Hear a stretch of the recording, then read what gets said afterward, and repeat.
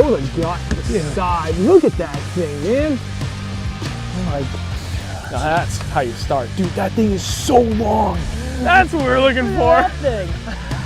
That, to me, looks like a PB. What do you think? That's going over 5. No, it's not 5, but holy crap. Dude. Damn right. That's a 4. Dude. 4-pounder right off the bat. Here we go. Oh my God.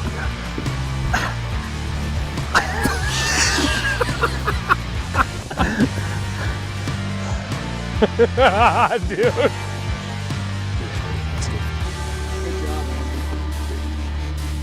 Look at that. I have big hands. That thing's huge. Girthy. That's triple C thick. Calling them today, boys.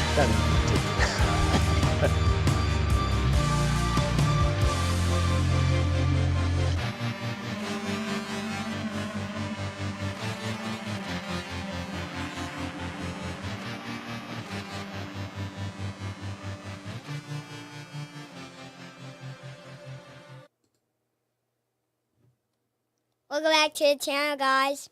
What's up, guys? Leave a like and subscribe. Get on out of here.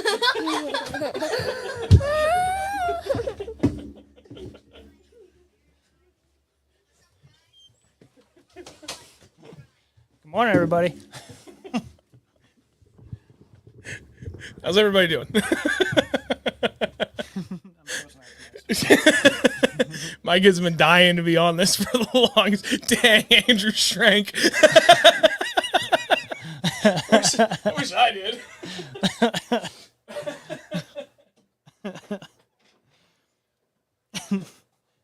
was great. Oh, I messed up the TV though. I think I, All right, we're good. well, I just posted it. It wasn't even, I forgot to. It's all good. Hi, everybody. How's it going, everybody? Oh, jeez. Uno momento, por favor. What'd you forget? I brought the delicious adult beverages here this evening. A lot of talking. So, who do we got in the chat? Oh, man. I am... Ooh, with the fancy new boots. Man got the boots with the fur. They ain't got no fur. All right, let's back it up in the chat. Who we got? Little Tommy, Chris, David, Gordy, South Jersey, Edrico, Sir Altitude, Kara, Little Tommy again. Everybody, TV18, David. How's everybody doing tonight? Kevin, go ahead and hit record, please, and thank you, sir. Thanks, Gordy. Hit record. We have, hopefully, a lot to discuss tonight, but that is entirely up to all of you. It is open topic night, which we like to do probably every between 3 and 5 episodes. There's always something that it's nice to be able to kind of like pump the brakes on specific topics and circle back so that we can give all of you a chance to just go ahead and ask all those questions that I know, like I see them all the time in a bunch of the other streams that we do, but there's never like a good natural stop in the discussion to turn our attention to things that are like a little bit off topic. And then there's just others that we miss. So it's always nice to, you know, again, every handful of episodes, turn around and do this so that we can really give 100% dedicated focus to those questions. You're drinking a beer. I am drinking a beer because it was Memorial Day weekend and I was grilling like a fiend on Memorial Day. So, of course, you can't stay over a grill all day and not have an adult beverage. Right. It's just sacrilege. So, I got... Here's my plug. Waterland Uppercuts. sunglasses. These things are so freaking comfortable. I should go get mine. Oh my I should. goodness. I will. Yeah. Show them off. I literally just got them about 10 minutes ago. His son came down and handed me a box. Was like, here. So I opened it. They came in. Actually, hold on. Oh, yeah. Do you remember the model of yours? Because I remember the model of mine. Yeah, I remember. Okay. Say I right swear on to it. God, we're ready. Thank you, Gordy. Dude, big thank you to my wife for hooking up with the Blackstone flat top, 36-inch. Thing is friggin' awesome. I feel like we're sitting further away from the camera than we normally do. Is that what it is? Something's throwing me off. It's okay, though. We'll make it work. Cooked on it 3 times now. Totally worth it. But anyway, back to our newest sponsor. So we were reached out to by, yes, English. It's hard again.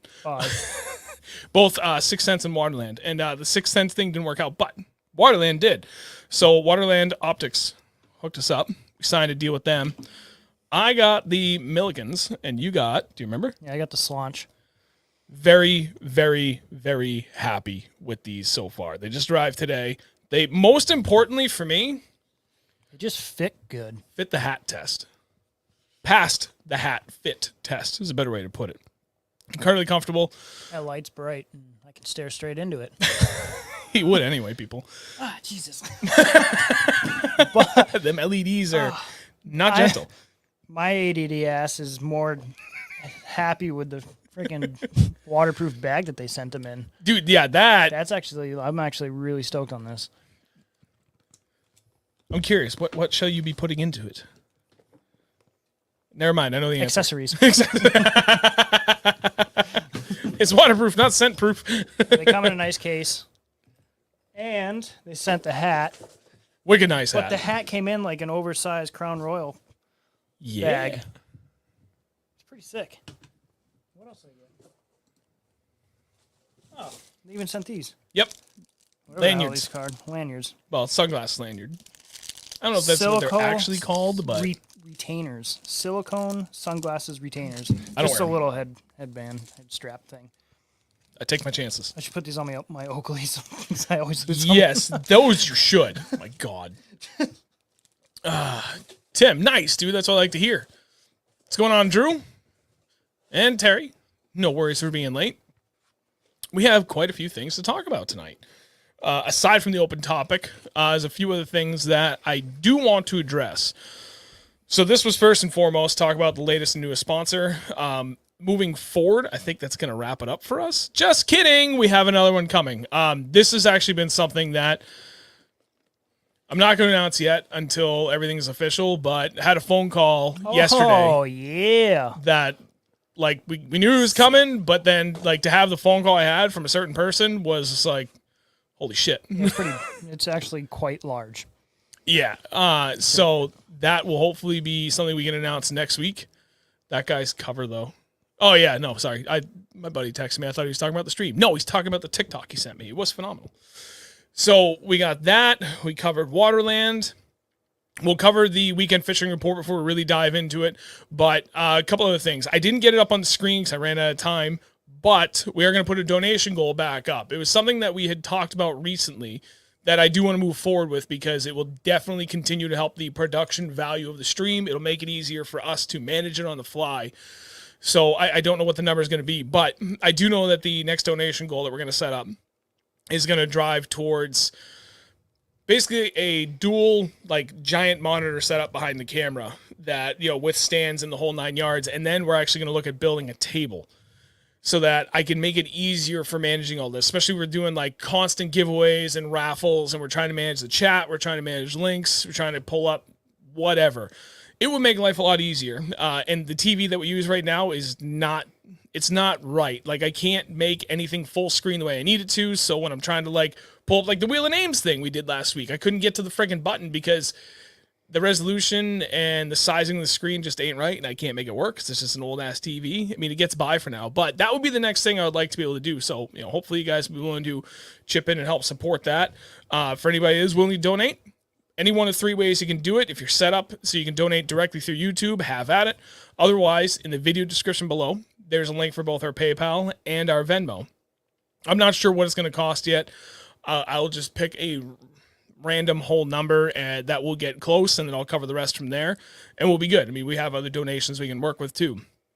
But one of the things we did talk about for donations, you know, for like the last probably 2 or 3 months at this point, is we're going to use that money to do more fishing adventures. So, fishing adventure number 1 is this Saturday.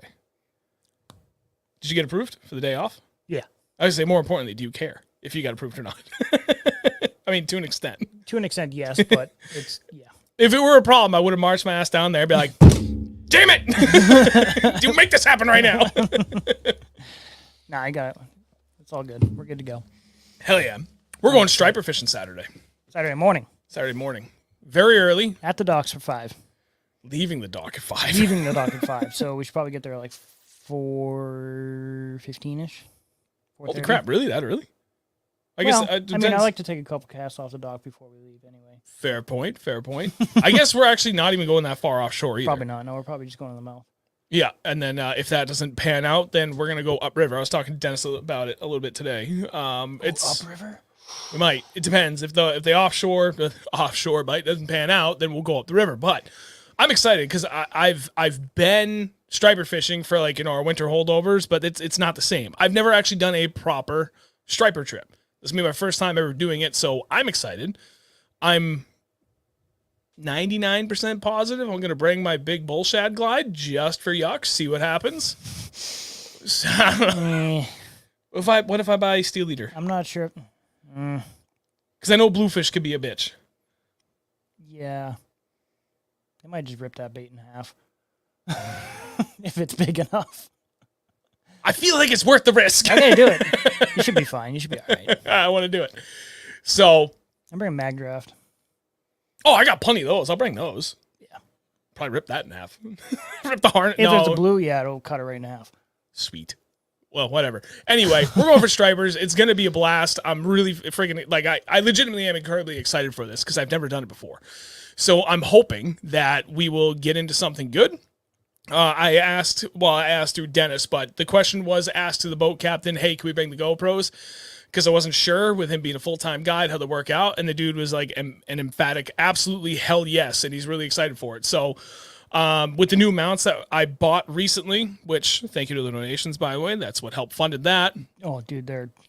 I don't even know. I haven't even posted pictures about them. I should do just a short video for them anyway, because I really think these will help out other anglers that want to film while they're out in the boat. It's a night and day. Huge.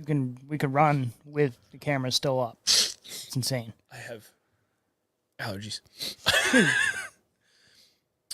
Yeah, and that's the biggest thing, because I always use those like flexible gooseneck mounts that I can't remember what brand they are. I just get it from Amazon, and they work enough until you get a run, and then even in just moving around the boat, if you bump one, it's like it tips way over. They're not sturdy really per se. Even the ram mounts loosen up once in a while. Yep. They're just No, you go ahead. The ones we have are good. I needed 4. I bought 2 to test them. We're at Champlain. I was going to buy just 1, and I was like, well, that doesn't make any sense. If I buy 2, I can leave them, like the ultimate idea behind these new mounts, which is something I've been trying to work on for like almost a year now, was to make it so that I could mount them in the morning and walk away. And even the mounts themselves, I could just leave mounted to the boat and just run across the lake would be good. Passed the test. We left 2 up, 1 facing forward, 1 facing rear, ran all over Lake Champlain. They literally did not budge at all, period. They didn't move. So they passed the test. They're only 1 inch shorter in overall height than the previous ones we were using, but they're rigid. So everything's good. Plus side is I can mount them in like a bunch of different configurations and surfaces. So we're going to bring them on the boat. I already figured out how I'm going to mount up the battery packs. Probably run 2.7K at 120 FPS for the whole weekend. We should see if we can climb up top and mount one up top facing down, or 2 of them. I think we can do that with all 4. Because it's got like the canopy over the center console. Put them on the rail too. Ooh. Down below. We might have to rethink this a little bit then. We got options. You know what the boat looks like? Uh-huh. Oh, you do? Oh, yeah. You a picture of it? Uh-huh. Okay, we'll figure it out. But so what I was thinking was on the canopy, we could mount one on all 4 corners. And then like level at the roof. So it'd be like just over our heads, but then like kind of downward angle. So no matter where we are, it's got a good angle, and then wear a chesty for the other ones. Okay. Well, I can wear a chesty. Whatever. We got it covered, man. It's going to be great. Jersey, I saw that from Grubbs where we got the striper on the K9, and that was insane. Jesus, ripping the rear hook hanger off. Oh, wait. Did I miss that one? I remember seeing he caught a bluefish on one. I don't know. I think I missed his post about the striper. Anyway, it's going to be a blast. And David, I really hope one of us gets a 30 to 40 pounder. I really do. Oh, shit. Dude, I'll just be happy with like a 20 plus pounder. As long as it's something like awesome, I don't care. You'll be fine with a 10 pounder. I mean, I caught 3 at 29 inches. I'm tempted. No. Don't tempt. No, I'm gonna bring my bounce a fluke with that. I've got a 400 size reel. I think with a lot of line. Give it a shot. Okay. I'm Do not it. doing it. I should. See ya. Fun. Spool. So anyway, that's the plan for Saturday. So again, thank you for everybody for all the donations and stuff. That's what's helping fund this trip. It's something we normally wouldn't be able to do, but we're gonna make it happen, and it's gonna be great. Speaking of donations, hold on, I got one. Holy hell, Gordy, you are an animal. Thank you very, very much for the donation. $1 million. Gordy. Greatly appreciate it. Jeez. I gotta bring your T-shirt by the way. Maybe I'll make Andrew do it tomorrow morning. Yeah. One of us is gonna bring it by. All right, weekend fishing report. Real short and skinny from my perspective. I signed up for another swim bait only tournament. Well, fish whatever you want, but to win a swim bait, and failed miserably. It's a minimum 3 pounds to weigh in. It was just a bad weekend. Oh yeah, Where we went everywhere around here. those post spawners, like the bigger females, just weren't ready. We caught quite a few on the rat Saturday evening. Then went out for a little bit Sunday morning with John from Wicked Custom Rods. He stuck a nice one, 4 pounds even. But yes, South Jersey, that one. But I couldn't buy a bite over 2 pounds. But we got on a great frog bite Sunday morning. That was fun. Yeah, well, all afternoon too. Yeah, that's right. Because we were like kind of hitting them a little bit on jigs to start the day.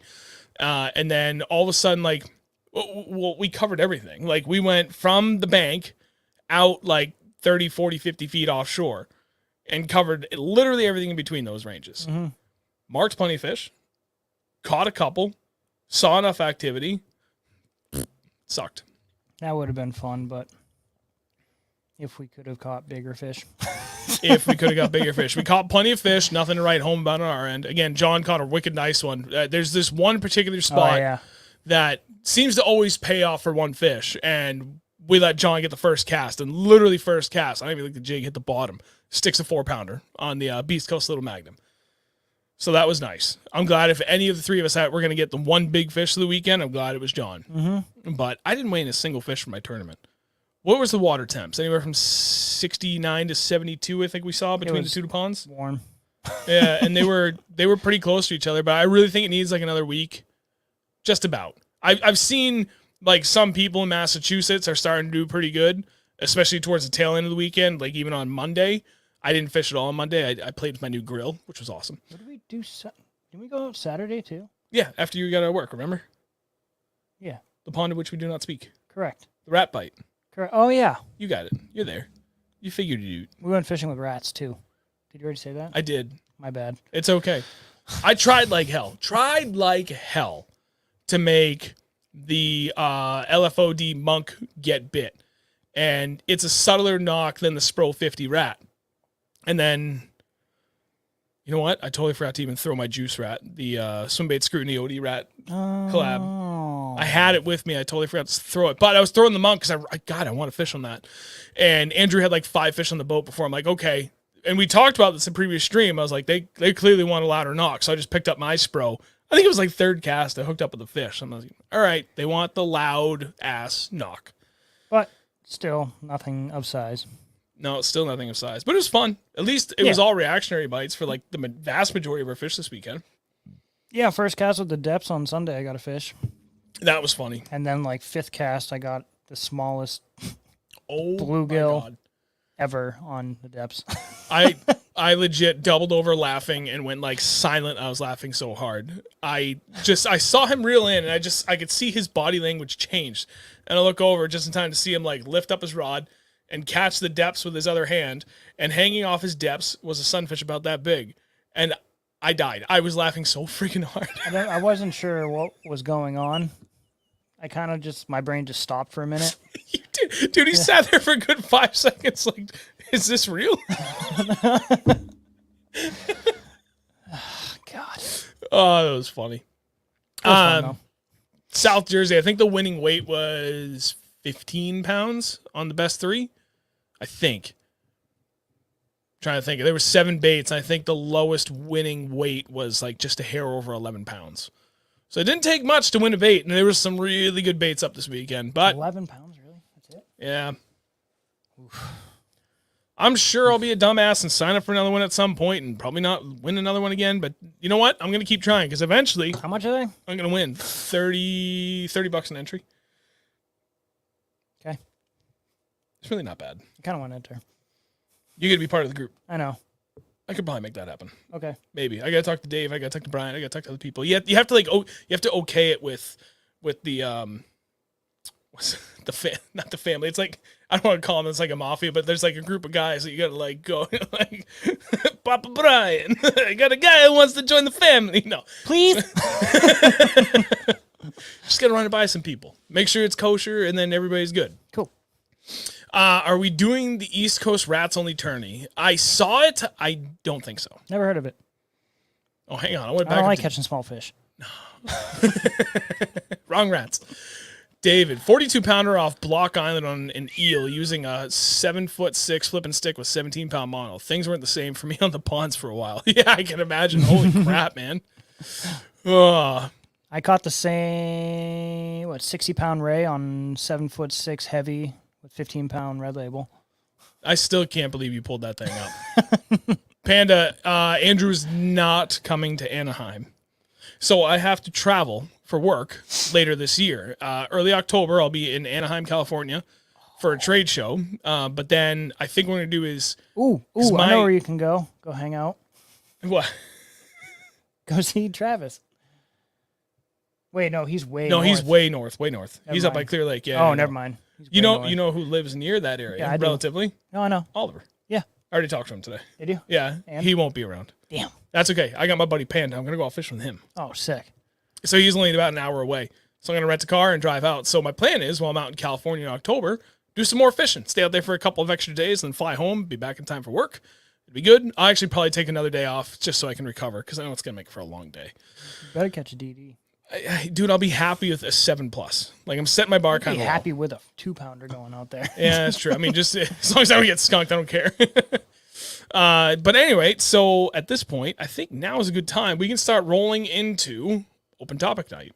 So before we do, though, for anybody that hasn't done it yet, please go ahead and drop a like on the stream. Greatly appreciate the help and support. For those that did share the stream earlier, thank you very much. As always, that helps more than anything else.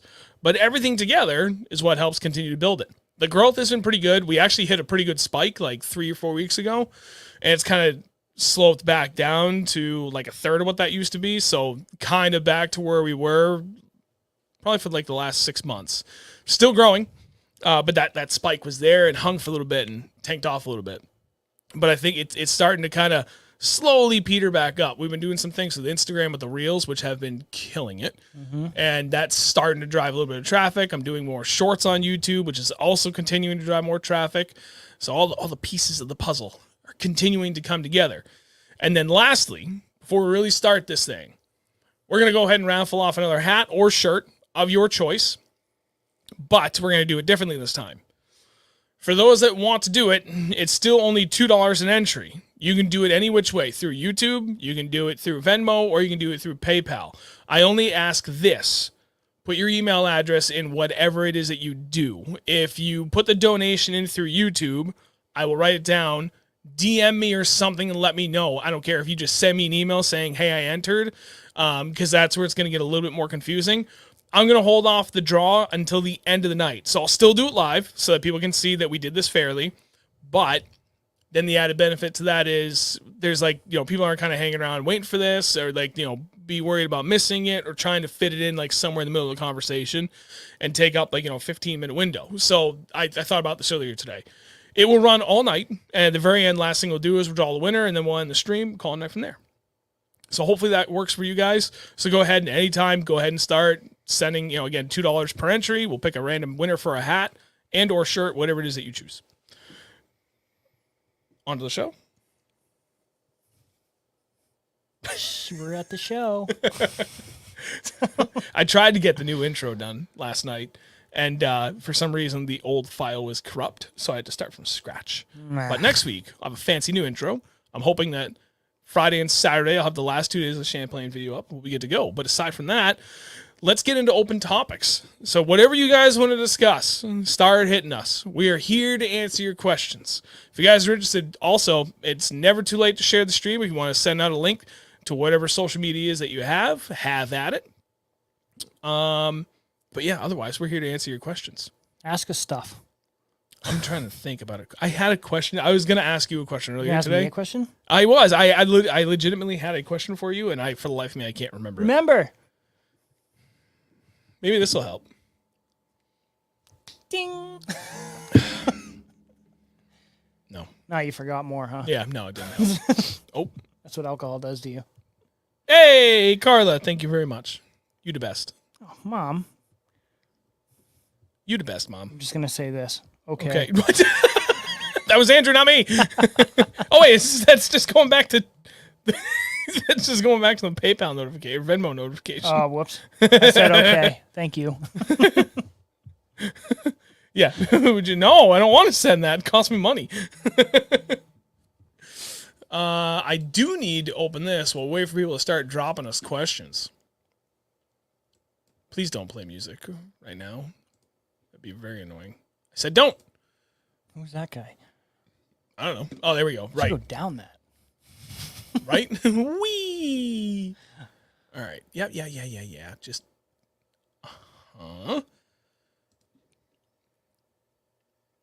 Time to start putting paddle tail trailers on jigs or what?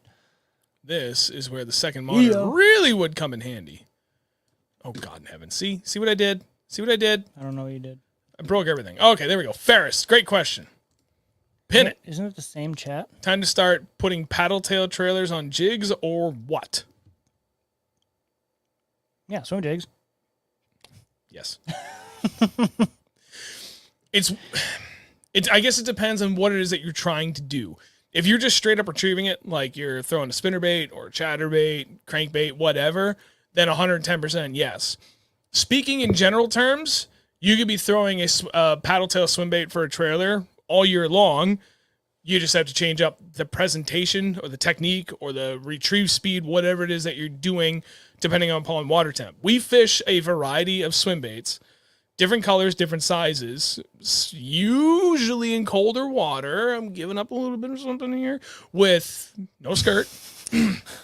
But anybody, it's funny because like we always talk about how it's something we don't give up in the streams, but if you watch any of the videos with regularity, you can see what it is that we do. We don't hide it. Yeah, No, but we don't talk about it. For those that are willing to put in the time and effort, you can find what is our secret juice, but it works there. So, but yeah, paddle tail swim baits, absolutely right now. We started doing it probably 2 weeks ago, and you can make it work earlier in the year, but like for a very consistent, reliable, I guess, swim bait trailer bite where you're just actively swimming it, now is the time where it's like much more easier.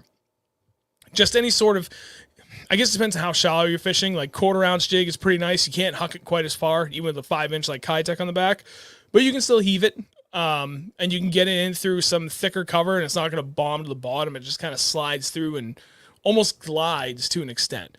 So it's nice. But if you're fishing some thicker stuff and you want to kind of work it through almost like a punching jig, for lack of a better way to explain it, you can go to a 3/8 or even a 1/2 ounce swim jig, and that still works good too. Then it comes down to listening to the fish. We've seen that plenty of days where 1/2 ounce jig just doesn't cut it because it rockets right past them, or you can't work it slow enough where, you know, to keep it up at a certain height, you have to burn it back way too fast to keep a 1/2 ounce jig up that high. Versus a 1/4 ounce jig, you don't have to work that fast. So there's a little bit more to it than that for making it work easy. But yeah, like right now, absolutely is the time to start throwing those paddle tail jigs on swim jigs. Sorry, paddle tail swim baits on swim jigs. Yes. Ooh, wait. What he said. Top chat, live chat. What is going on? There we go. That's actually a really good question from Alan. Favorite sunglasses lens? So, I haven't used these yet, but I can already tell that they're really nice. But my favorite lens as of right now is still the Oakley Deepwater Prism Polarize. These guys right here. I love these lenses. I think I have these over here. I have I don't even know how many pairs of these. I actually have 2 sets of lenses, extra sets of lenses right now too, which I may, if you wear Holbrook XLs, I may be willing to do something with them. DM me on Instagram if you have these, because I might be getting rid of them. The lenses, not the whole frame, but the lenses. There you go. For me, I've gone 2 different routes with this. What I have here are my amphibias, which I have been rocking for probably the last 4 years now. On the front, they look blue, but really on the rear is where it matters. And it's kind of an orangish, I think it's called an amber lens actually, where it's kind of like an orangish gold lens. I like those a lot because the contrast that it provided for looking through the water to the bottom, that color combination for me worked. I felt like it was easier to see fish than blue lenses, but the only time I had used blue lenses was when I had cheaper sunglasses, and I wasn't really a fan of the color kind of contrast it was creating. I felt it was harder to see fish with blue lens versus the amber lens. Now that I've properly used a pair of nicer sunglasses, the blue lens, I actually prefer the blue. Mm-hmm. And that's what I ended up getting with Waterland. And I can't remember exactly what the colors that they call it, but these Millikins with the blue on the front, it's weird. It's blue on the front, but then almost like an amber on the back. And it makes for a really interesting color when looking through. But I have a feeling this is going to kind of be the best of both worlds. There's like a whole supposed science as to what kind of conditions you're in and what you're trying to do, where lens color I guess technically matters, whether you're using amber or blue or green. But I don't know. I guess it depends on, as weird as it sounds, your eyes and your eyes perspective. I don't know. It's hard for me to explain, and it's probably like fishing bro science, but I really thought that the amber lens made a difference for me in being able to pick out fish better. And there's quite a few people I fished with over the few years that they're like, how the hell do you see so many fish? Because I will call out every single fish that I see. Even though I'm not actively sight fishing, I'm still sighting out fish. And I think I'm really good at it. But I will pick out fish 10-1 to almost everybody except for Andrew. And I thought that the amber helped it. But, oh yeah, you've definitely gotten way better at it. But the blue lens I've been using for the last couple months now, too, I don't know, I really haven't felt like it's been any different, whereas prior to I thought it was. So, I don't know. Long story short, amber or blue, I'm more partial to blue now, where the amber is still really good. Either one, you really can't go wrong. It depends on what you prefer to see. I can barely read the chat, but I can see a freaking 3-pound largie from 100 feet away. With South Jersey. With a 4-inch Berkeley Power Wiggler, you can cast really far at just a 1/4 ounce weight. They almost weigh 22 grams each. Jesus. There you go. Ooh, side note, we'll wait for more questions to come in. I get one. Oh, good point, Kyle. My buddy Kyle, Slaunch Beastcrit on Instagram, just texted me. It also still depends on your actual eye color. Interesting. I didn't know that. Very interesting. What color are your eyes? Brown? Poop. Mine are like a hazel now. They used to be just pure brown. I had pictures of me still as a kid where they were pure brown, and they've shifted over the years where now they're like a hazel. Mine are lighter brown now than they used to be. Mine, they usually dark brown. Now they're a lot lighter. Mine used to be like yours, just straight up brown. Now they've got quite a bit of green in them. It's interesting. Well, that would explain it. Who else is messaging me? Aha! We already got one raffle entry. Thank you very much, Alec. Appreciate it, buddy. Make sure I keep track of that. All right, who else we got here? Come on, people. Keep them questions coming. There was something... Dude, I really wish I could remember the question I had for you. There's... What does it have to do with? Man, I don't know. Something fishing related. Is gone. Do you have a question?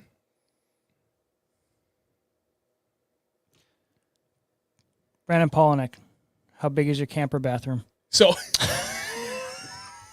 Big Bass Dreams was doing a live stream last week with Brandon, and I actually wrote the question in the chat. I know. Sadly, they did not get to it. Damn it! I need to know these things.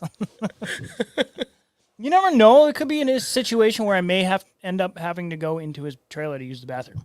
Or more importantly, you may have a situation where you could use his bathroom or somebody else's. Yeah, and if like I don't know, you go up, there's like a 1968 Airstream, and I'm like, oh, his is nicer. Right. I mean, if the open invite is there, then you want to clearly go to the bigger, nicer bathroom. Right. I mean, this is honestly, it's a really good question. You just never know what kind of situation you're going to find yourself in. It is best just to be prepared.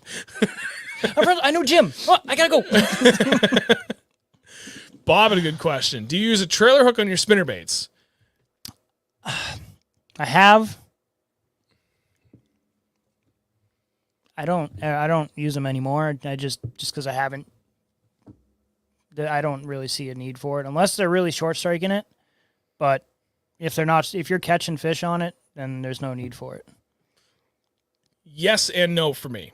So for years, I would never fish one without one because I had one day where they were short striking the crap out of it. And this was years and years ago when I was like really first starting to learn bass fishing. So, started with like already new Texas rig stuff. I got the jigs and then I got the cranking and then I went to spinnerbaits because everybody told me that spinnerbaits was like another phenomenal way to catch big bass. And yeah, they weren't wrong. The majority of my big bass, 5+ pounds, have come on spinnerbaits. So I still fish them religiously. And then I started fishing trailer hooks because of that one bad day. So I never fished a spinnerbait without that stinger hook. But then there was one day where like conditions were ideal for it, specifically largemouth, and they just weren't hitting it. So I took the trailer hook off and threw a trailer on instead, something I hadn't done before. And I started crushing them. So I go back and forth. If I'm fishing specifically for smallmouth, I will almost always run a stinger hook, and I almost never, ever need to run a trailer on the spinnerbait. If I'm going for largemouth, I rarely run a stinger hook, and I almost always run a trailer on it. So it depends on the situation, but I would say more often than not, because most of the year where a spinnerbait bite is most effective for me, we're typically chasing largemouth, I don't throw a trailer hook. If I'm fishing vegetation in any way, shape, or form, I will absolutely not be throwing a trailer hook. If I'm wide open water and I'm confident they're going to bite it anyway, yeah, I've thrown it on days even where I felt like I didn't really need it, but having that added security was definitely nice. So I don't see a problem with it. It certainly hasn't hindered my ability to catch fish. It's only helped. Even on days where they're constantly they're getting everything right past that stinger hook and getting the whole hook. I don't know. It doesn't matter. So yes or no, depends on the situation for me. There we go. South Jersey. What 3 swim baits or big baits are you looking forward to catching fish on in the upcoming months? Oh. I already catch them. I'm only throwing one of them. All right, I'll go first on this one because you went first on the last ones. My pats that I have on borrow from a friend, Gary. I desperately want to catch a fish on that just because it's a giant bait. It's the biggest swim bait that I own. It swims so goddamn sexy. I threw it a ton again over the weekend, and I couldn't buy a bite on it to save our lives, but turns out they really only wanted topwater, specifically in the 2 ponds that we chose. Trust me, for hours, we tried force feeding so many other things, and I literally had all 14 rods in my deck out, and I threw every single one of them before finally we locked in on topwater, and I just didn't think that was going to be the case quite that early, but it was. So Pats is my number 1. My number 2 is my Piz because holy shit was that expensive, and I really want to catch a fish on it. I will not flip it. I will not sell it. I'm keeping that bait. I only buy things to keep. I do not flip. So I really want to catch one of that because it's another wicked nice swimming bait. It just looks good. And then third to that is my Defiant 8-inch swim baits that I got from the Northeast Swim Bait Expo over the winter that I got through, I think it was Lakeside Lodge. They were there with Big Bass Dreams. Those swim so incredibly good. They've got a dual hook setup with like a line through rigging system. They're phenomenal. They fall dead even. They've got a really nice kind of tight swim to them, but you can almost work them like a jig too, in the way you can crawl along the bottom I was finding from the 2 days I fished it so far. So I have really high hopes for that. I have one in a bass pattern and then one in a rainbow pattern. And I already know where I'm going to throw that rainbow pattern later this year, and I am confident I'm going to stick a good fish on it. But those are my top 3. Anyone I have. Well, the depths, obviously the depths, because that's my pride and joy now. And I will pretty much keep... Ooh, I didn't tell them that I cast that thing off this weekend and broke it off. Oh, I gotta make that. I should make that tonight. Yeah, I'm gonna make that tonight. I'm gonna post that reel tomorrow. Okay. Well, then you guys will see it tomorrow. Oh no! You guys will see it tomorrow. You see the video tomorrow. But I will. So, got it back. But I really want to catch a big fish on that thing, like 5+, 6+.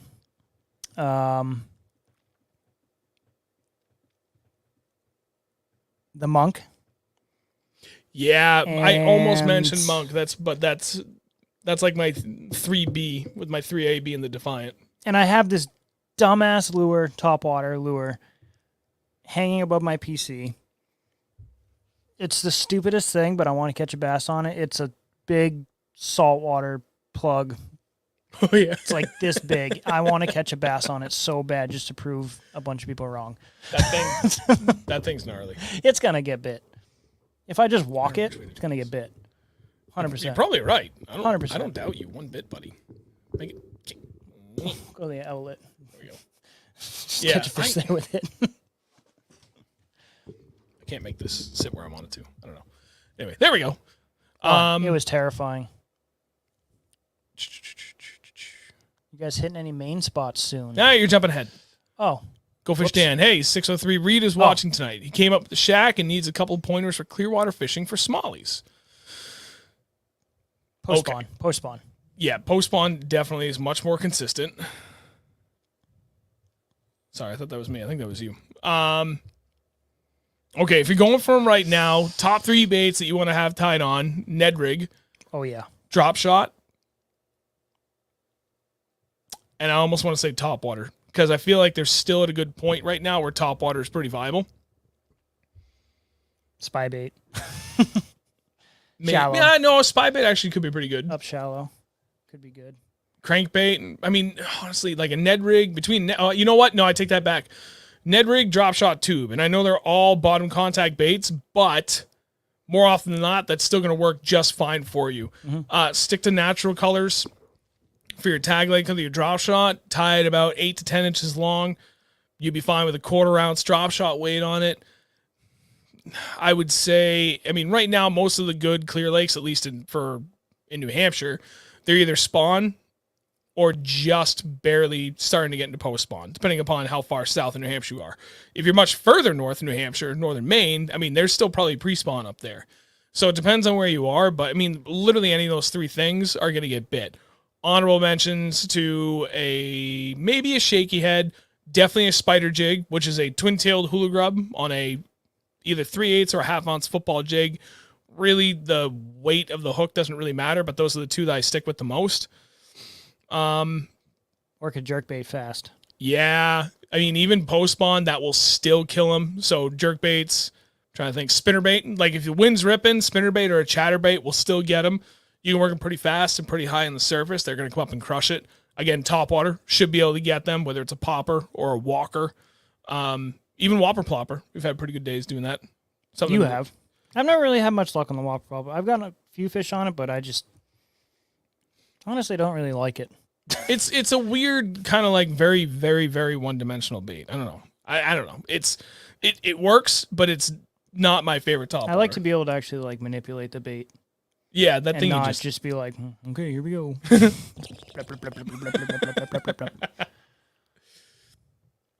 wow. Kara, the which piz? It was the oh my god. It was the crappie, the shallow cranking crappie. Oh yeah. I can't remember the don't know exact name model of it. Dude, I'm terrible at remembering these things lately. This is a great question from Grat. Thoughts on the free rig? I don't have any. I've never used it. I haven't used it yet. This is something my buddy Dennis and I talked about late last year.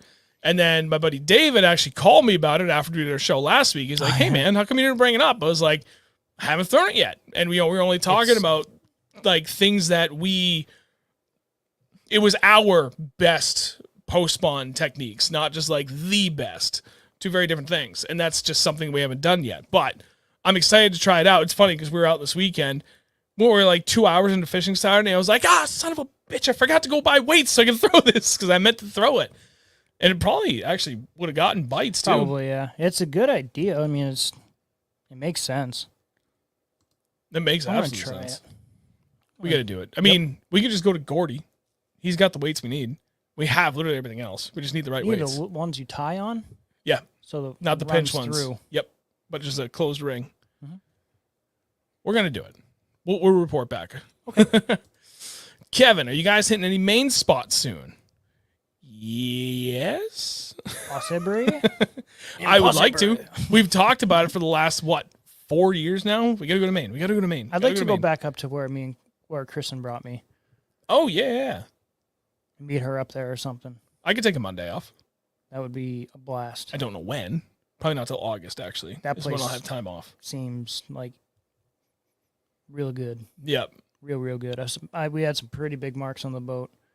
That was just a tough day. Anywhere around that area would be good. I mean, if we go up to the Belgrades area, literally any lake in that area is good. Mm-hmm. All 1,100 square miles. Yeah, seriously. Alec, sorry, we did forget to elaborate on that. What is a free rig? So a free rig is basically like a weightless Texas rig, but there's still weight. You use a drop shot weight, not with the pinch style, but the closed loop that you actually would tie to at the top. Thread the line through it, then tie to your hook, and that is a free rig in a nutshell. Ben, it's okay that you're late. We appreciate you being here anyway. Wait, South Jersey. In response to you tossing your depths. Funeral mic. Yeah. Taps was playing. Oh my God. Yeah, it was like Terrifying. we got the whole thing. Don't worry. You're gonna see it tomorrow. It was quite funny in the end. Especially when you hooked me. Did I? Oh yeah. Right in the arm. Oh yeah. Oh yeah. The end. I had to do it. Well, not hook you, but the gesture. This is true. South Jersey did say, I use the free rig a good amount. It works well. I mainly use the OSP Doll of Beaver or Doll of Stick Fat, and it works great near Small Rock or Sandy Bottom, which is good because there's a few places I have in mind. And also Chris came through with all those spots for the ponds we were talking to him about Saturday. So remember we saw Chris? Oh yeah. And he was like, I'll give you some spots. Because we were talking about 2 ponds we fished recently. Yep. And remember you, me, and Travis fishing that spot. We got skunked. Travis Rocket this spring. Yep. Bigger, deep, clear lake. Yep. Same name as the Yep. one. Yeah. So, and remember we got back closer towards the launch and we noticed there was like a ton of rock and like clean sand and everything. Mm-hmm. Yeah, that's prime time post spawn. I would think so. But free rig would be like mint for that. I'm excited. Dan, I saw you were up there at Cabasacanti. How was it overall? I saw you catch some good fish. And actually, I'm curious, was they starting to get into post spawn up there, or was it a good mix of like pre-spawn and post? Oh, hang on. You already didn't see it in time. We had post-spawn smallies and some still on beds here and there, and then largies were all coming in shallow, swimming around together and rolling around and doing that type of stuff. They're about to bow chicka bow wow.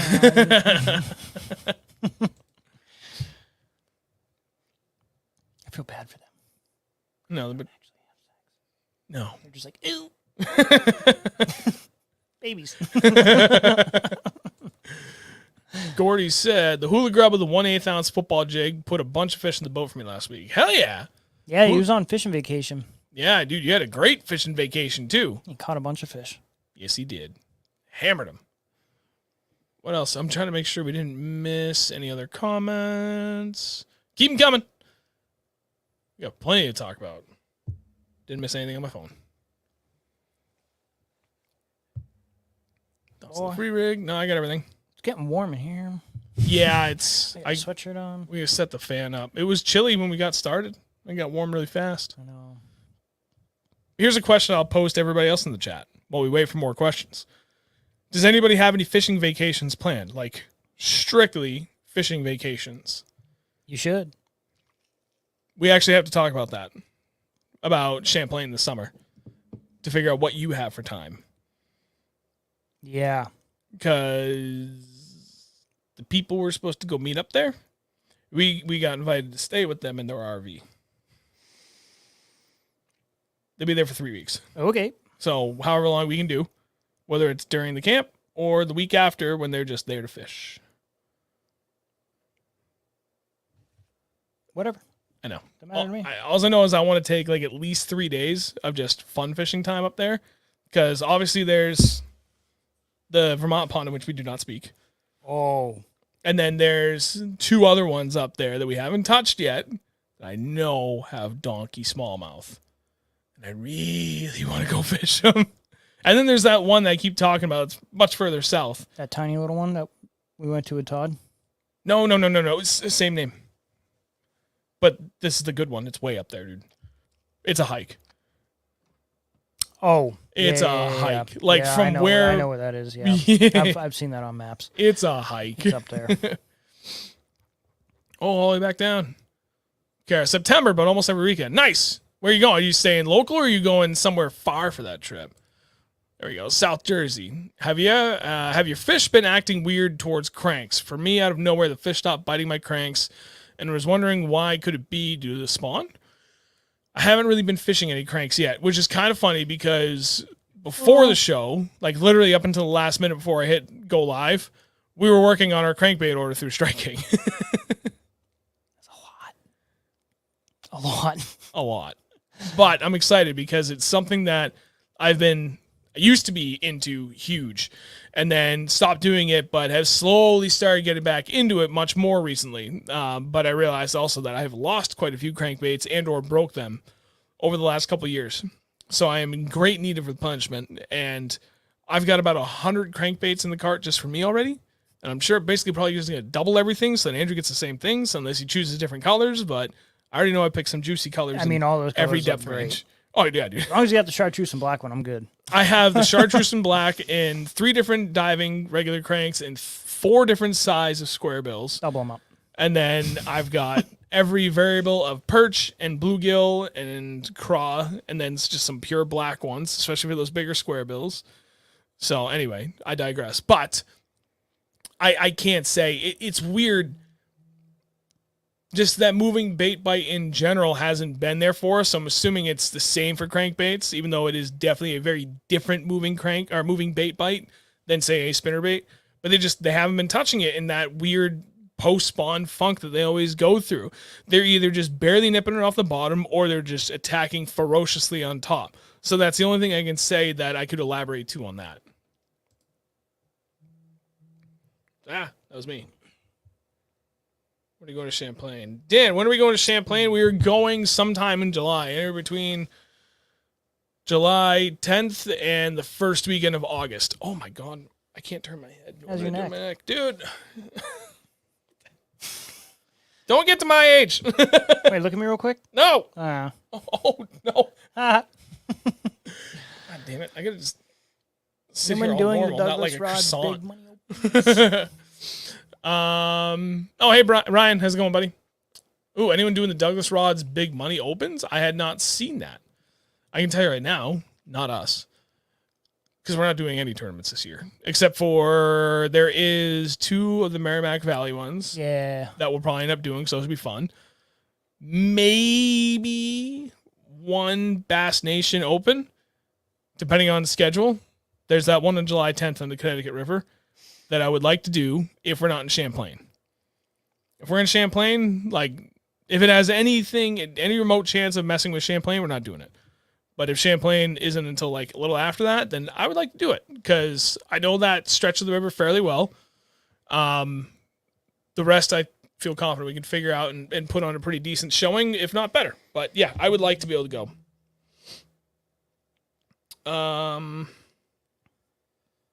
Ooh, Dan, I'll respond to you shortly, sir. What the hell was the other tournament we're gonna do? Oh, Berkshire Bass. Oh, yeah. They've got 2 opens at the end of the year. I know we're doing at least one of them, maybe 2, because one of those is on Lake Champlain for a 2-day. That could be fun. Ooh. That could be a lot of fun. And it's September. Yeah. So, like, I'm confident we have enough spots so we could figure that out and put on a pretty good showing. We only need 3 spots. Yeah, pretty much. Well, pending nobody else runs those 3 spots really hard. Right. I forget where they're launching out of, too. Like, if they're launching way down the southern end, those spots are out of the question. Oh, yeah. We'd spend 2 hours to get there.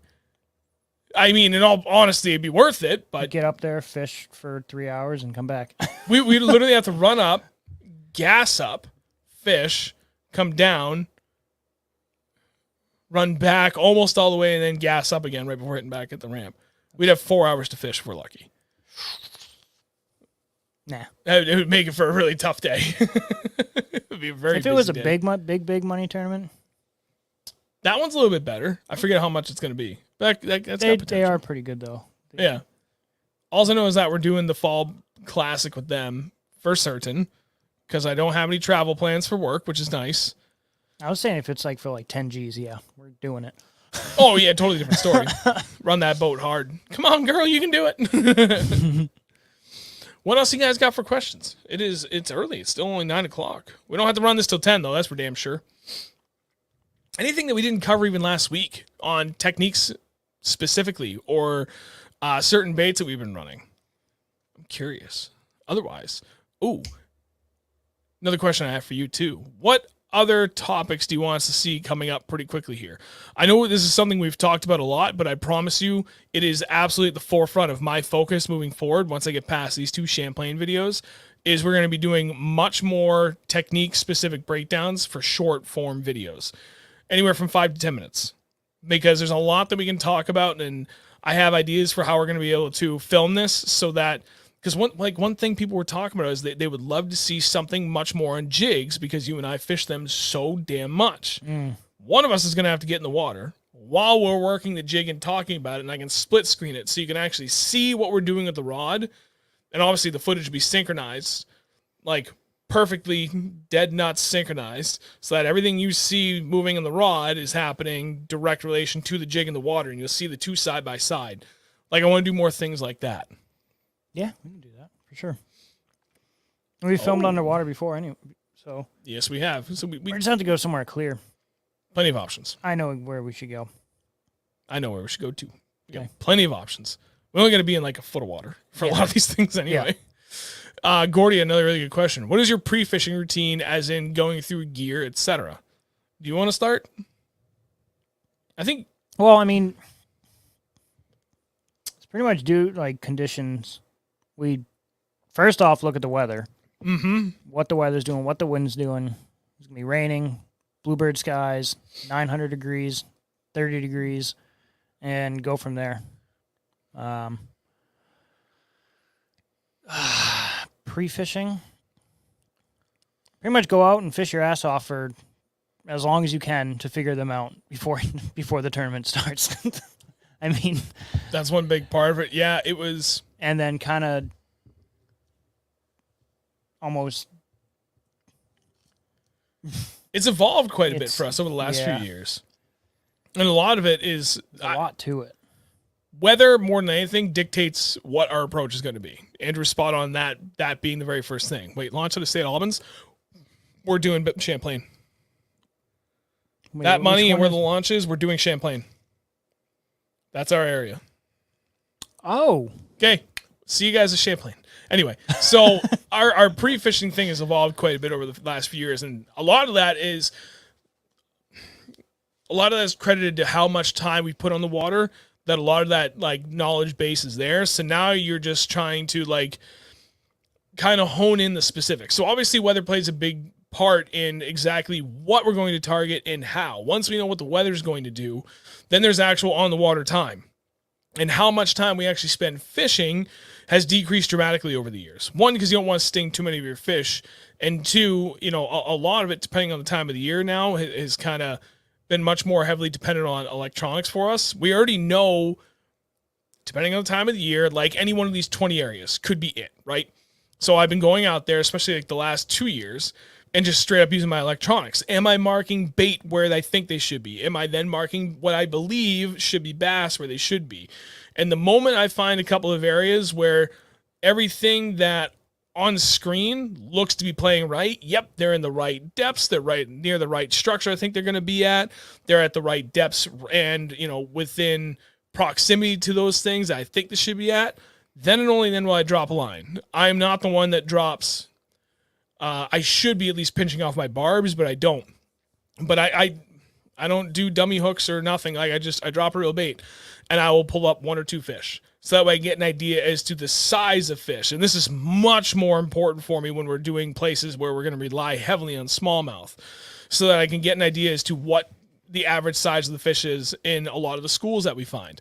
Pull up 1 or 2, get an idea, move on. Try and replicate that same kind of spot. Do the same thing, get an idea for the school, move on.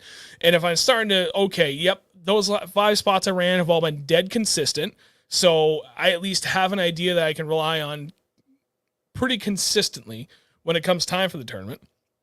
And then from there, we do a lot of talking, like, okay, well, this is what I found. And sometimes it's the 2 of us out there doing that together, and sometimes it's just me out there, where I'll take a day off from work, which I've been doing a lot the last year or 2 years to help with my pre-fishing time. So I could be out like on a weekday versus the weekend, and just to have much more freedom to run and cover water more efficiently. All right, this is everything I found. They're doing exactly what I expected them to be, or what we expect them to be doing at this time of the year, and we game plan for exactly that. What we can do for adjustments within what we found, and then what else we could do for just outside of that. Like, okay, if that doesn't pan out inside of here, maybe we do a little bit of this change for location, or this change for size of bait. And then we always lightly talk about, at least, what's our emergency backup plan. Yeah, because when it comes tournament day and you're out there, anything could happen. The bike could completely shift, and they won't be going after what you've been throwing for the last 2 days.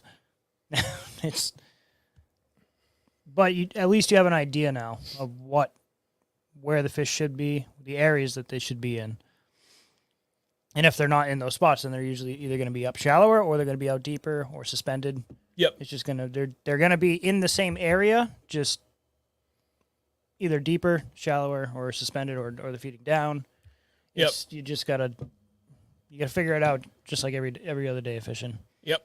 And that's pretty much our pre-fishing in a nutshell. And then I will spend, honestly, probably like half a day, at least 6 hours. And I'm sure my wife is probably chuckling right now.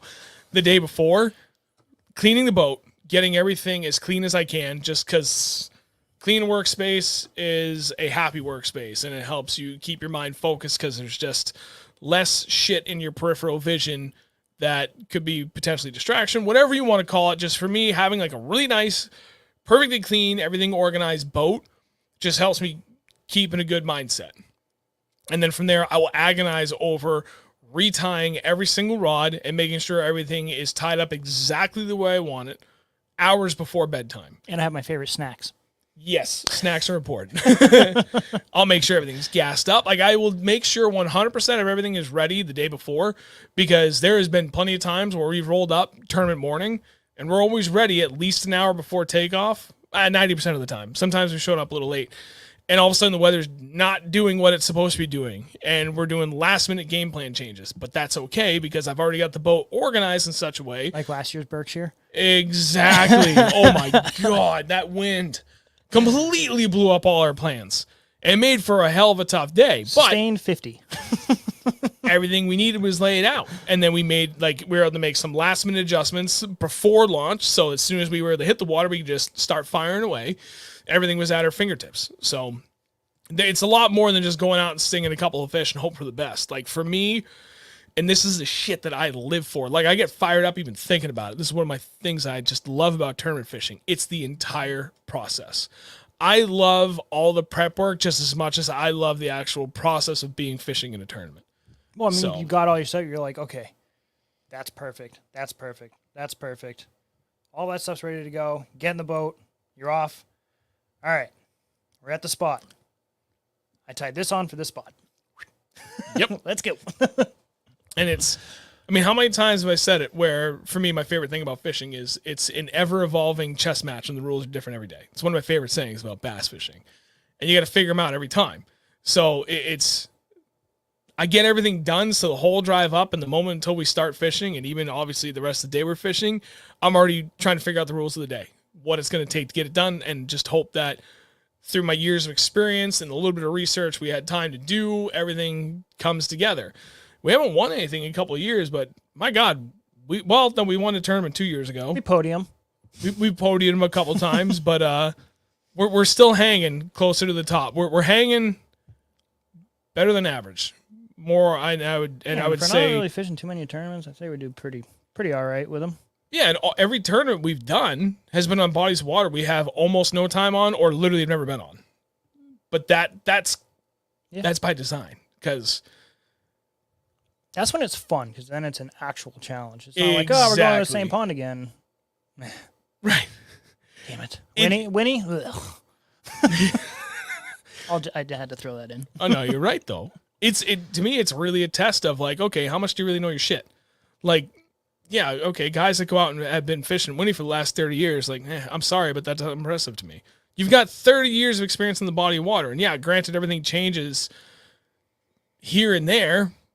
Doesn't matter. You still have 10, 15, 20 plus years of constantly fishing one single body of water, albeit a massive one, but like, okay, you know it like the back of your hand. Like, are you really, I don't know, like, if you can go do well on a random body of water you've either rarely or barely ever fished or never fished, but taking all of that knowledge that you've gained over the years and being able to figure out on the fly, like, to me, that shit's impressive. And that's what I'm constantly chasing. Like, I want to be able to prove that I know my shit so well that I can be able to pull up on any body of water at any given time of the year and figure it out within 8 hours and make something of the day and either obviously win if I can, or have like a really good high finish. Like, that to me tells me I know my shit. Guys that continuously do well on a lake they've known for the last 30 years, like, you may know your shit, but you also know that lake like the back of your hand. So like, how much of it is what you're doing versus you've got 30 years of history to go off of? It's like me going fish a tournament at Mines Falls. Yeah. Good luck, boys. Right. I caught 8 over 4 there one day. That's insane. That was ridiculous.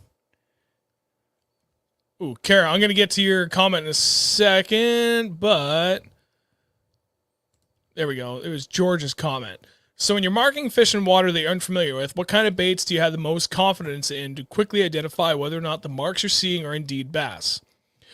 I'm going to take this one first again. Yeah, go for it. If it's small, if it's largemouth, shaky head, or Senko. Like, that's it. I only need those 4 baits. I need, 2 for smallmouth and 2 for largemouth. That covers like 80% of the year for me. And I honestly, for tournament fishing, that covers 100% of all my tournament fishing times of the years. Like, those 2 and 2 have me covered. I can get fish to bite those probably 90% of the time if we're really being fair. But more often than not, like, rarely do I have to tie anything else on. In the summer for smallmouth, when they're really truly suspended, it gets a little bit more difficult. But we figured out a couple more, like underspins, spy bait, and Damiki rig. We've, like, especially Damiki rig last year, really nailed down. So, like, those work their way into rotation. For largemouth, if the wind's blowing, I get away with a good moving bait bite. I'll try and throw chatterbait more than I will spinnerbait, because chatterbait tends, for me, to attract more fish of all sizes. Spinnerbait, I tend to just catch more bigger fish. Shaky head works. Yeah, I'll pick up a jig too once in a while, but that's not quite as consistent for numbers as like throwing something more finesse. So those are the ones I would go to where, like, if I just need, like, I'm marking tons of fish and I need to pull one up, those are the things I'm going for. Yeah. Same. I mean, honestly, literally, yeah, same. All right, so Kara had a really good one. Colors during the year would be great, maybe profiles on what they do in the water. What? Colors during the year. So different colors during different times of the years, and then maybe profiles on what they do in the water. So I would say a quick overview of our top colors and why they're our top colors, so what conditions those are applicable for, and then a quick rundown of our favorite profiles and why they're our favorite profiles, because we have different actions, and that absolutely matters depending on the time of the year, water temperature, what you're chasing, the whole 9 yards. Yeah, colors during the year. So in spring or early or late winter? I mean, late winter, I like to go with a really dark, something very dark, black, really. Black, maybe with some green in it, or maybe black and brown. Spring, I even keep it up into the spring too. You can run black and blue all year long. Literally all year long. Yeah, I mean, Really cold water, it tends to do just little- fine regardless of what water clarity Right. is. When it's warmer, then I save black and blue for really stained water, like 5 feet of visibility or less. Other than that, I stick with my naturals. Mhm. Green pumpkin with black flake, watermelon with a black flake, or black and red flake. But yeah, I mean those two colors like- can cover you. pretty much all year round. Yeah, they really can. And it sounds oversimplified, but you do not need anything more than those two colors. Green pumpkin with a black flake and then black with a blue flake. They've got you covered. Mm-hmm. Ice out to ice in, gin clear to friggin' chocolate milk. You're going to get bit on any of those two colors. I mean, proof. I caught my PB in 38-degree water. Was it 38? Yeah, with a foot of snow on the ground too. Yeah, and on a black and blue jig. Yep. He caught his PB. And how hot was that?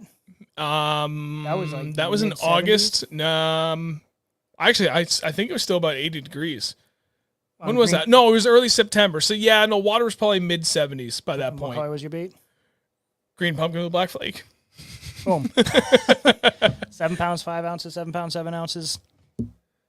It works. The colors work. Yep. And then we go the opposite direction. Those are both largemouth. Then you talk about smallmouth. Both of our PB smallmouth came on. Black. No. Yours came on black. Mine, well, we got to go back to the last 2 years because we both caught 4 or 5 pounds in the last 2 years. No, 3. Because we both caught 1.5 last year, and then we, not last year, 2 years, well, I caught end one of a year before, and I 2020. caught 2 in the same day. yep. And then end of 2021, last year, we both caught 2 or 5. And it was on a mix of perch, basically green pumpkin, but with a little bit of orange flake in it too. And kind of like a laminate, right? It's like 2 different greens in that bait. And then just literally pure black, no flake, nothing. Just black. And this is gin clear water, typically. But in that cold water, it was kind of like turbulent at the bottom. So things were a little bit more mixed up and not quite as clear as you got deeper down as it normally would be. So I think that's why the black pays off. There's a little And bit we were more also to that. fishing in anywhere from 40 to 60 feet of water. Yep. There's a little bit more to that, by the way, that I've learned recently from work that I totally forgot to tell you about. And these are things that, like, I don't want to share with the stream, not because it's like juicy and for anything. It's something I'm still learning about. So I want to make sure I completely understand it and make sure that what I'm hearing and I think I'm learning is actually valid and I can verify it before it's something I go and share. But I it think I know is what you're already talking about. very potentially like incredible information to know. More importantly, our company is developing a tool that would allow you to not only know what the water temperature is at different temps, but to actually, I can't say anymore. Take everything back. Is going to be good. That's all I can say. Cool. I literally cannot tell you anything else. That was almost a really big oopsie. Yeah, that would. Hey, you just got that job. See ya. Yeah. I was in there for profiles. Profiles doesn't really matter. It's more for me the style of the leg and the action you get out of it.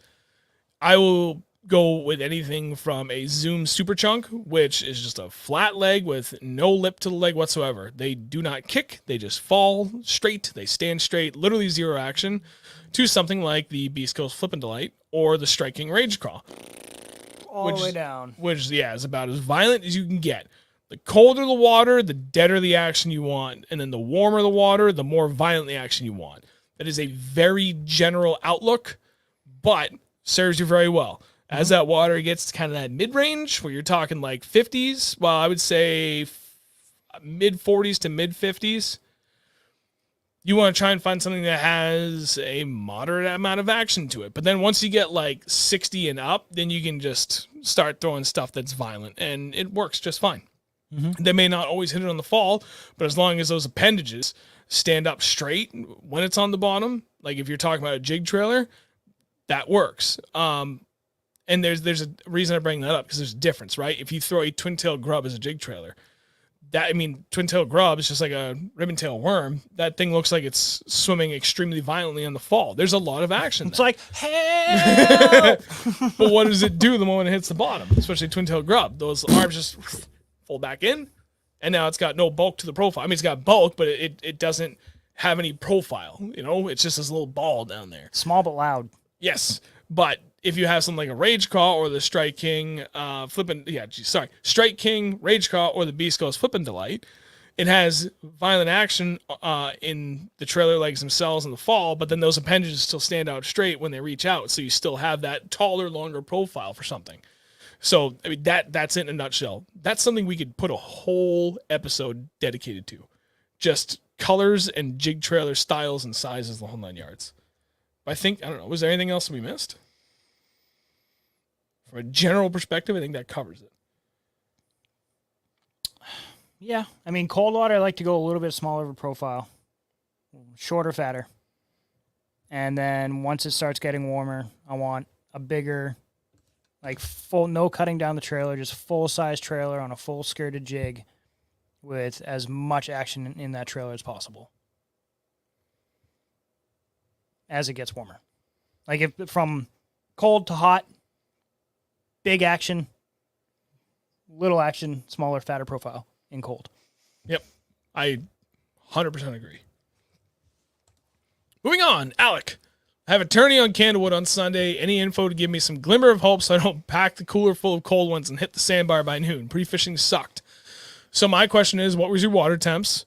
What was the weather doing for the last 3 days leading up to the day you pre-fished? Have you been carefully tracking the weather starting yesterday and every day leading up to the tournament? Again, what was the water temps? Is there any way you can go verify to see what the water temps are the day before you go to the tournament, or even 2 days before the tournament, so you can see which way is it trending? Is it moving up? Is it moving down? Because I know we have some cool nights coming up, especially this weekend.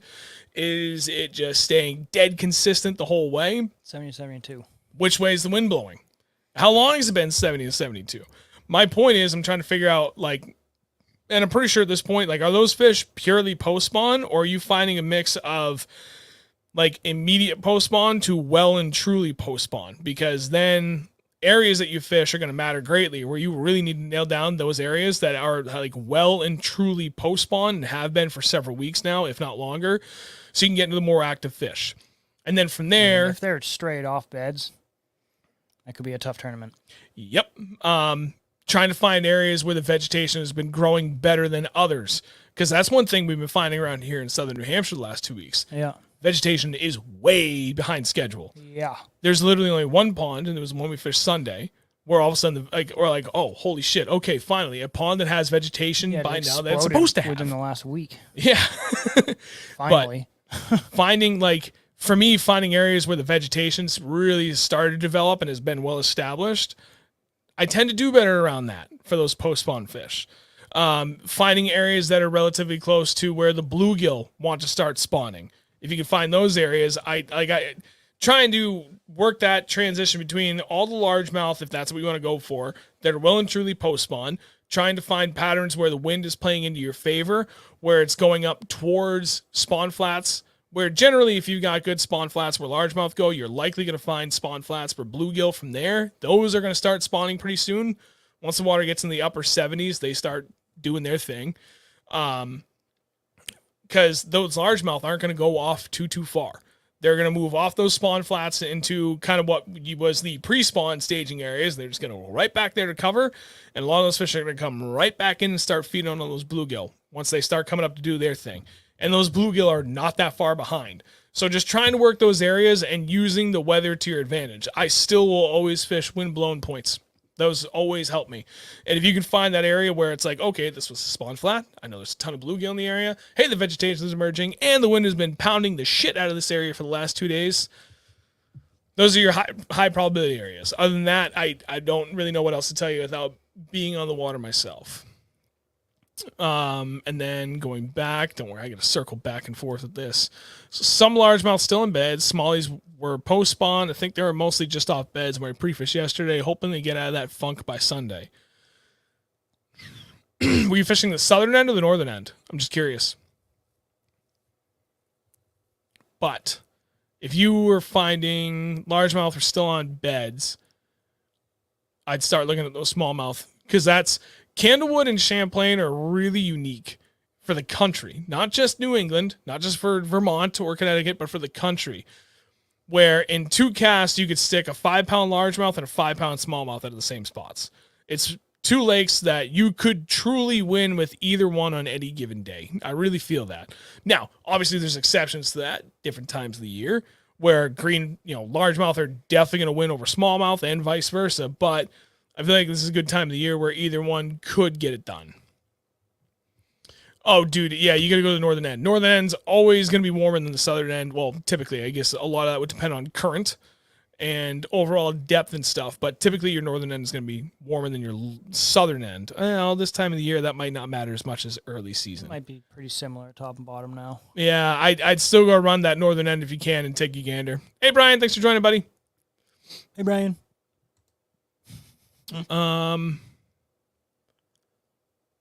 Bob, leaving for Maine for a week. That's awesome. Oh, good luck. Yep. Have fun. Oh, here we go. And then Panda, you got to do that this October at Diamond Valley Lakes, break down a SoCal Lake. I am up for the challenge. Do it. I don't care where we go. I want to see what I can do. That's what I've been working on my whole life. I want to see if I can figure it out on the fly and put us on some fish. Aside from whatever you already know that you can help us with. King Baits. When I'm going for bass and only catch pickerel, what can I do to change that? Leave.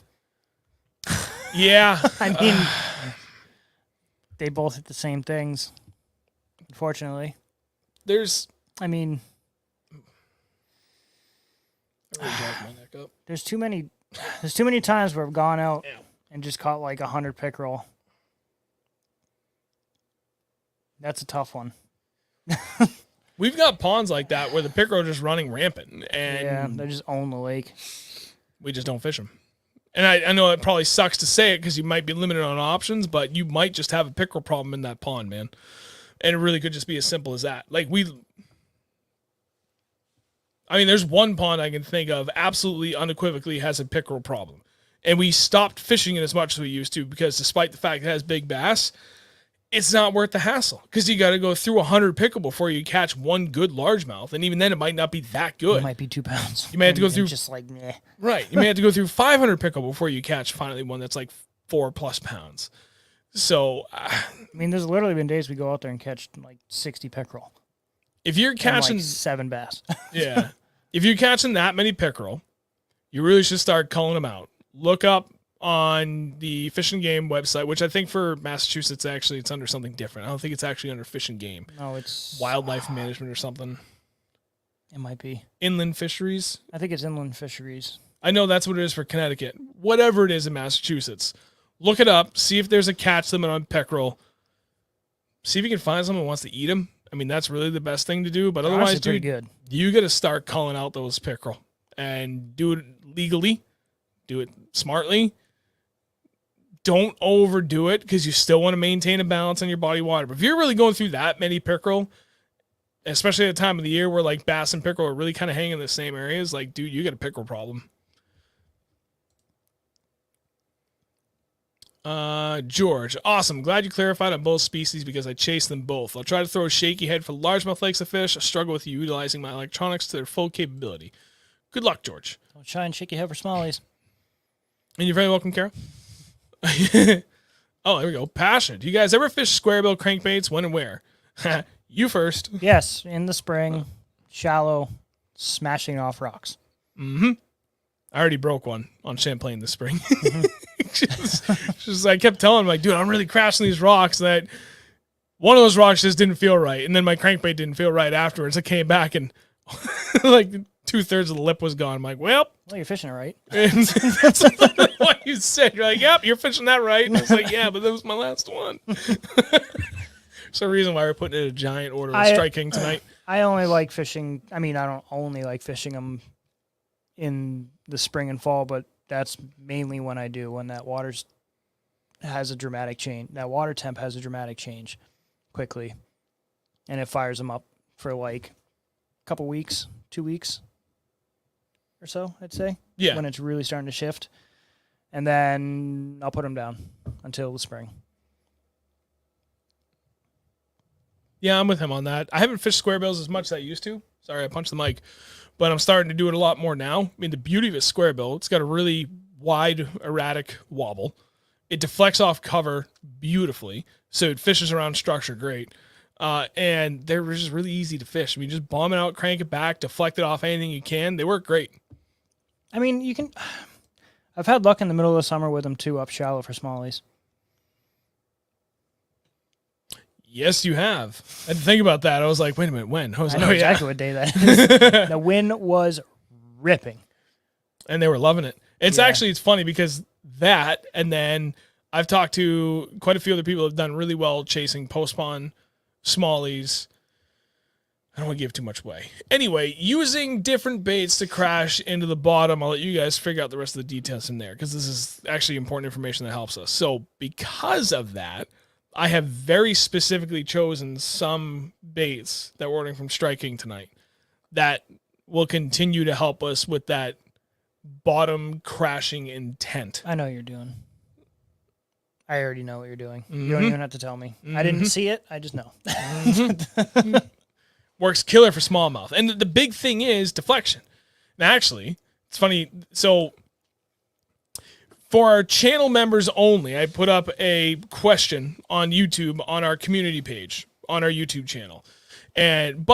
So they're the only ones that are going to be able to respond to give that feedback. I already got a couple of good ones. But one of the questions they had asked was about night fishing. And what are you looking for? Nothing. Oh, I know where it is. You left it over there. Okay. One of the things that I know I've talked about this plenty in the past, we should actually do another night fishing only special. Well, yeah, that's what we're going to do because that's what the question was.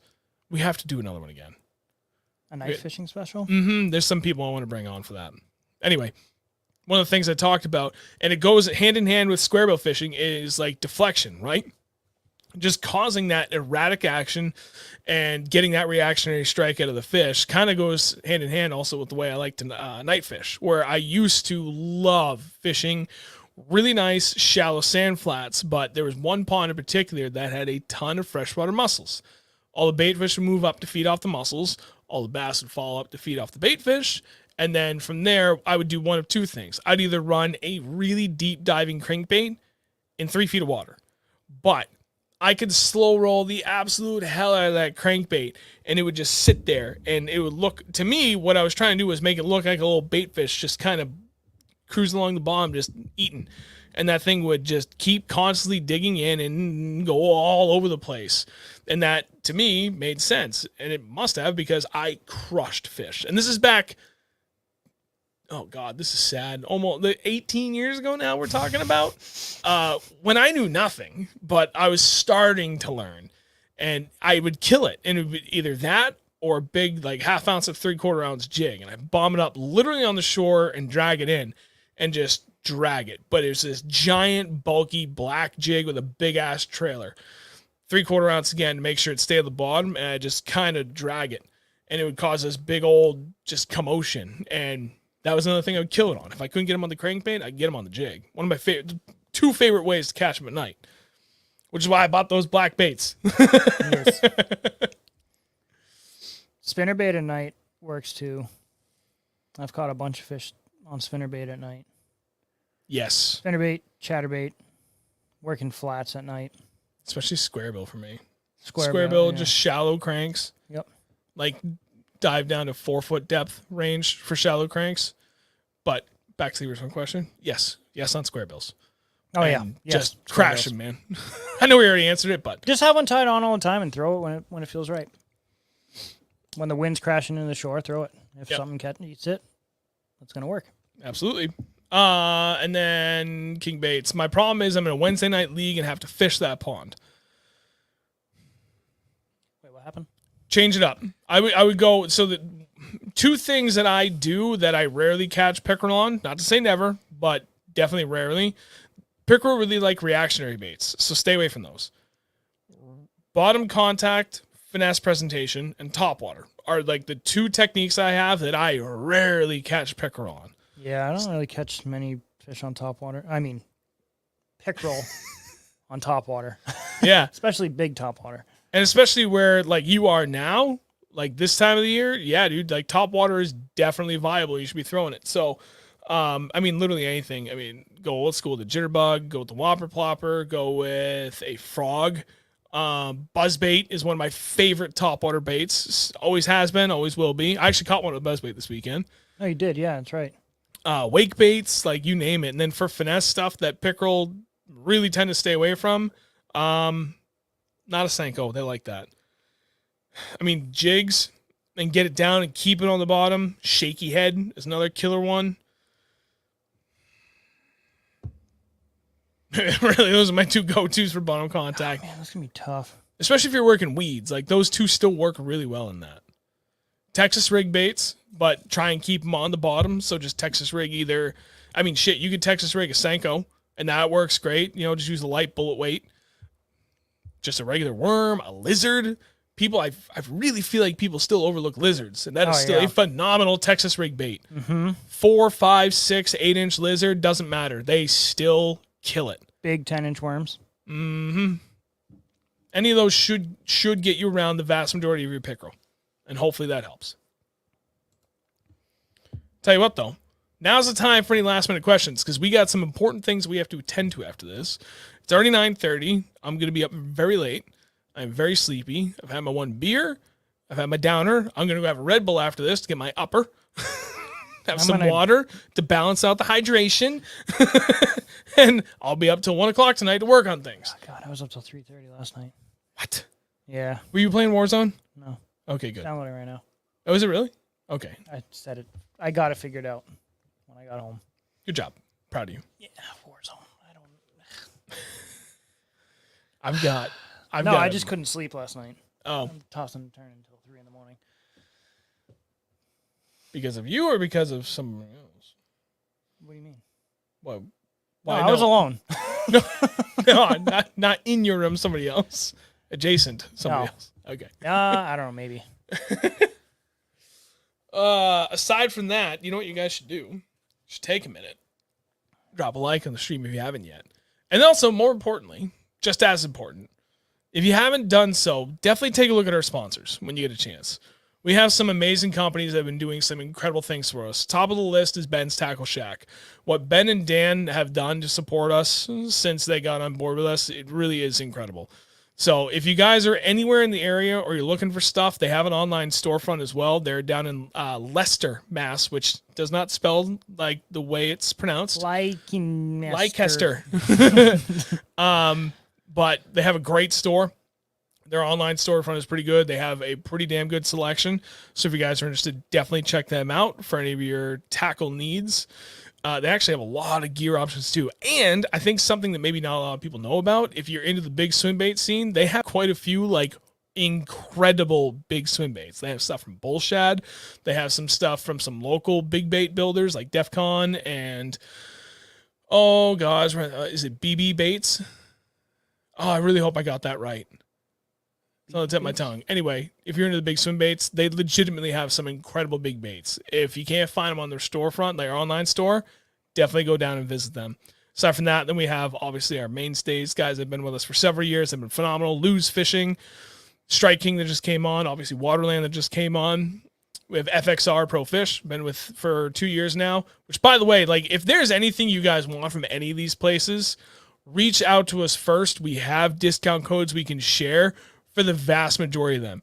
And some of them are honestly like incredible. We just can't share them publicly in a lot of cases. But like Lose, Striking, like especially FXR, we can give you an incredible discount code that you can use for any of these. Mm-hmm. So if you're looking at something and you want it, just remember to please hit us up. I'm one that always sees all these things anyway. I don't care where you do it. Anywhere that I have social media, send me a message.